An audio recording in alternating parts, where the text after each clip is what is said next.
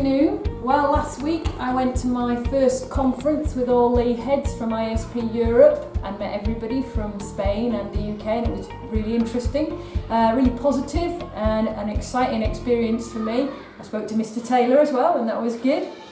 Last week as well, on Friday, we had a brilliant event with the Stay and Play in the early years, where I went round and saw lots of parents reading with their children and having a drink and some biscuits as well, and sharing their learning experiences together. What a fantastic event that was, and that's the first of many. We've got more of those to come, so keep your eyes open.